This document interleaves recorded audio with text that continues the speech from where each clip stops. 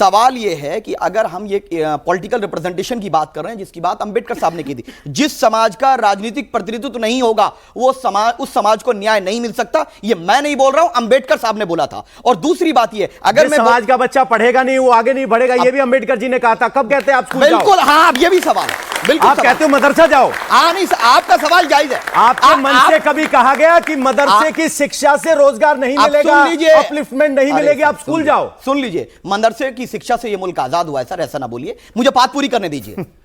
सुन लीजिए, वो धार्मिक शिक्षा है, उससे रोजगार मिलेगा, इस बात की गारंटी नहीं है आपको। सुन लीजिए, आप मौलवी ही बन सकते हैं। ये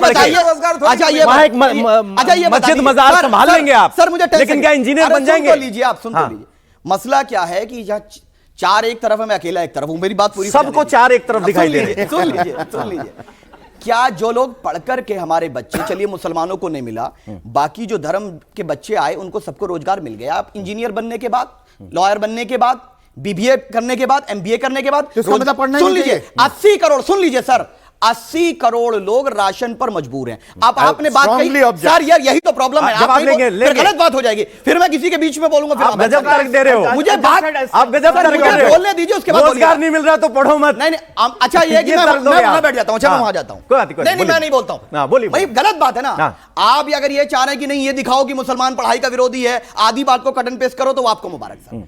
हमारी पार्टी के लोग, हमारी पार्टी के नेता 12,000 बच्चों को, अकबरुद्दीन ओवैसी साहब अपनी विधानसभा में बिना जाति धर्म भेदभाव के फ्री में केजी टू पीजी फ्री में शिक्षा देते हैं। यह हमारी पार्टी का काम है। Engineering college, nursing college, MBA, सब चीज। और हम तो चाहते हैं कि हमारे बच्चे पढ़कर आगे आए। इन्होंने कहा ये जो सेकुलरिज्म के सूरमा है, लेकिन ये किस पार्टी में, इनको ये नहीं पता, इनकी विचारधारा क्या ये भी नहीं मालूम, लेकिन फिर भी चलिए मान लेते हैं। जिस दलों की ये बात कर रहे हैं, उन दलों की सरकारें रही 70 साल में। बताइए, हमारे क्षेत्रों में आपको पुलिस स्टेशन तो मिल जाएंगे, कितने शैक्षिक स्थान हैं, शैक्षिक संस्थान बनाए इन्होंने, कितने अस्पताल बनाए, कितने इंजीनियरिंग कॉलेज बनाए, कितनी माइनॉरिटी यूनिवर्सिटीज बनाई।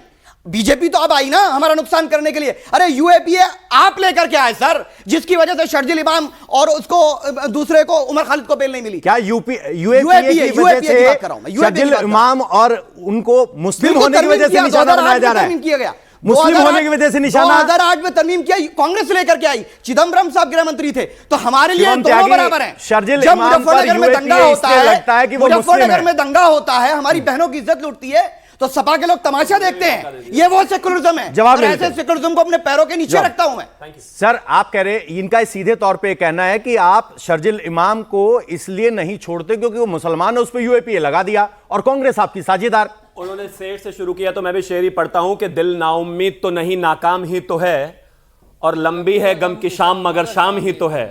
आपको तो अभी हम 10 साल ही हुए, इतनी जल्दी रोने लग गए कि वो सेक्युलरिज्म खतरे में आ गया, देश खतरे में आ गया, मुसलमान खतरे में आ गया। कोई खतरे में नहीं आया भाई। इस देश में सभी बराबर रहते हैं, सभी के लिए सारी योजनाएं बराबर हैं, सभी के लिए देश बराबर है। लेकिन अगर कोई भी व्यक्ति देश के खिलाफ जाएगा तो उसको धर्म देखकर छोड़ा नहीं जाएगा, जैसे पहले छोड़ दिया जाता था। अगर आपको वो वाली प्रिवेंशन चाहिए तो वो तो नहीं मिलने वाली। अब एग्जांपल देता हूं आपको। इन्होंने कहा नहीं मुसलमानों पर बहुत अत्याचार हो रहा है, सेक्युलरिज्म खतरे में आ जाएगा। सेक्युलरिज्म का अर्थ है धर्मनिरपेक्ष।